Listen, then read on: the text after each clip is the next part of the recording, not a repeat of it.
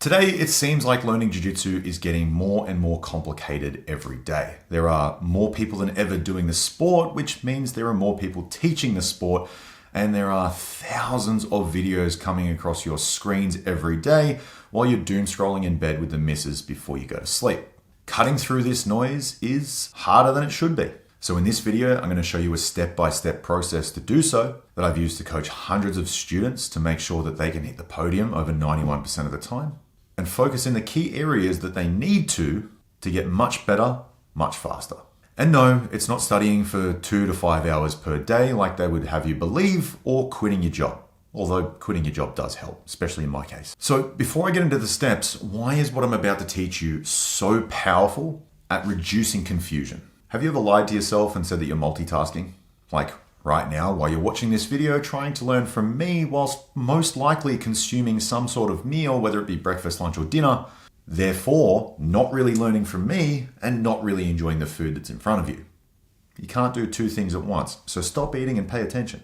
Jiu-Jitsu is the exact same. If you try and focus on too many things at once, you're going to miss everything. To show you how to get the most out of your Jiu-Jitsu sessions so you can actually feel like you're retaining the information, we're going to focus on just one position per week. Yes, I understand that can seem pretty boring or ineffective, and you might even be wondering where you can start in the first place with your single focus, but we're about to cover that next. When you focus on one area at a time, you actually give the technique the depth that it deserves. It's not enough that you can just hit it in drilling a couple of times and then put a big red stamp on it, forget about it forever, because even the best in the world still work on the fundamental positions that they use every single day. When you do this and you do give it the focus that it requires, you end up developing little nuances in your application and little things that you didn't otherwise know or haven't even been shown before. And this can start to frustrate even the most competent training partners because you're actually focusing. Shifting away from that idea of one focus is going to be bored or the need for constant novelty is actually the thing that's going to give your rounds a meaningful direction so that you can avoid exhaustion and confusion as the only things you can remember. Now, this next step is absolutely critical to finding where you should be implementing your focus so you can actually ensure it's what you need, not these stupid flying triangle variations that you keep watching on Instagram. I'll show you how to use it in a second. When I first came to my current gym, I did not have this focus. I did not know what I needed to work on. And so, unguided, my 3 main party tricks that I would use against people: a single leg, a das, and a flying knee cut from 2.5 meters away. Yes, I was a spaz, just like you. And because I was significantly larger and more athletic than every single person I'd ever rolled against, it worked pretty well. So I didn't really have any motivation to stop doing it. Until I ended up on my back in a blue belt competition and ended up losing because I couldn't find my way reliably back to my feet without exhausting myself. And so this gave me the ammo to realize what my main focus should be in my training, avoiding that shitty situation from happening ever again. So for the next 6 months, guided by excellent coaching from my current coach, I played off my back. And in the first couple of weeks, it was brutal. I'm not going to lie. It sucked a big old bag of dicks and I hated it. But I persisted. I figured out how to problem solve. I figured out some links between guard play and pin escapes and generating offense and all that jazz so that I could guarantee that I would avoid that same scenario in competition and avoid losing very winnable matches. This led to a skyrocketing in my skill development and, to be fair, my motivation in training because it was such a brand new and exciting toy that I got to play with that I otherwise hadn't used before. More importantly, it gave me the confidence to believe that if I was put there in competition again, I'd have a reliable pathway forwards that I could now use. So what if you don't have an obvious event like that to choose what you need to work on, and you aren't quite sure what you should be focusing on? Well, first of all, most of you need to work on your pin escapes. But if that doesn't satisfy you, the best method to finding costly mistakes in your training is having your footage reviewed by an excellent coach. They're going to be able to spot the things that you can't even see yet and stop you from making mistakes for years on end. If you don't have that available to you, there's the second best method, which is taking a camera to training, making sure you get permission of your coach and your training partners, and deconstructing your own rounds when you get home from training. Now, look, I don't expect you guys to have a world-class perspective where you can see all these intricate little details, but what you are going to have is the ability to see all of the same patterns that you're making that are leading to costly mistakes. without the exhaustion and the pressure of being in that round. Most of you guys try and do this simultaneously, but you don't have the skill set to be able to do that yet. So separating the two is actually a really good idea. If for whatever reason you can't film your sessions or you feel awkward about doing that, you can always ask your training partners what they think the most obvious things you need to work on are.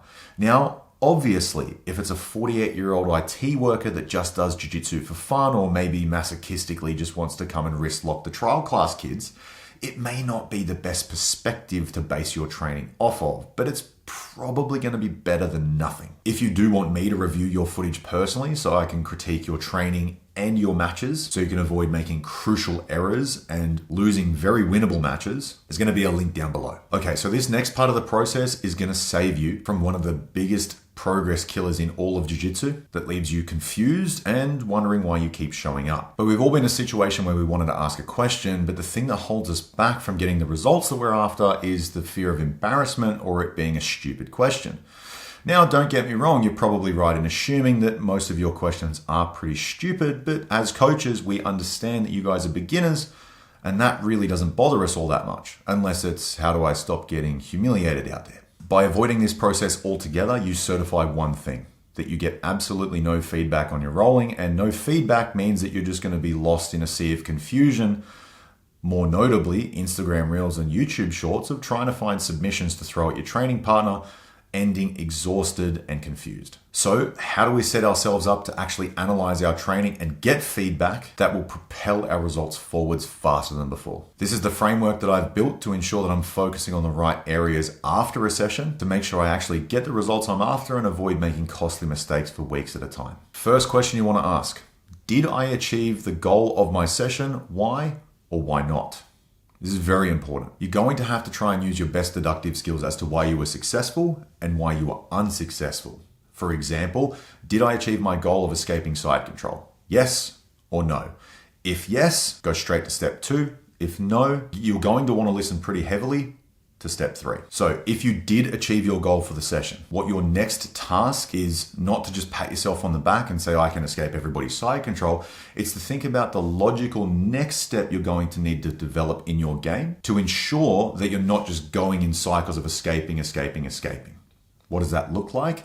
It looks like wrestling up on single legs. It looks like going into dogfight. It looks like pulling people into lower leg shift or sitting back to guard once you have escaped side control. All of these things will be logical next steps that are going to guarantee that you know a link between your initial goal and then your secondary goal. You're going to have a very purposeful focus in each of your rounds that's being built step by step by step that's going to frustrate even the best training partners. If you can link your moves together, you're going to set yourself apart from the rest of your training room. So what happens if you didn't achieve your goal? You're going to have to ask yourself, well, what information was I missing? Where was my focus? Was it on how exhausted I was, or was it on my next logical step? Did I try and apply it against the higher belt that's 3 ranks higher than me, which is going to obviously end in failure? Did I miss out on even attempting my technique because I didn't positionally train? Did I abandon the goal of my session as soon as I got fatigued or distracted when I found a foot floating in front of my face and just ripped on a toe hold instead of escaping side control? All of these factors are very important to notice, and they add to the confusion and the noise of jiu-jitsu because you're going away from your core focus of the session,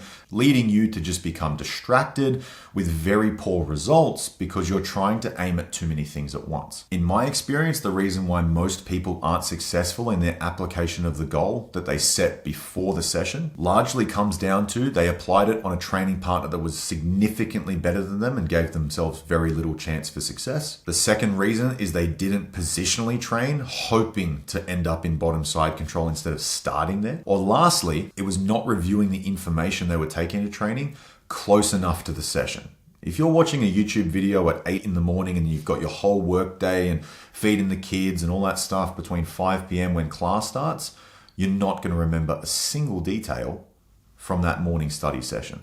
But we're going to review how to study information correctly in another video, so keep a lookout for that. So now you understand how to cut through the noise of jiu-jitsu, focused correctly on one thing per week, and how to analyze whether that goes right or whether it goes wrong and the next steps to take from there. So that you can build a reliable system that churns out way better results than just throwing shit at the wall and seeing what sticks, ending confused and distracted. And if you're not just ending up confused and exhausted in your training sessions, but you are doing so in competition, click to watch this video next, where you can learn exactly how to stop gassing out, being beaten in winnable matches, and finally giving yourself the opportunity to post that gold medal photo so your nan can like it on Instagram.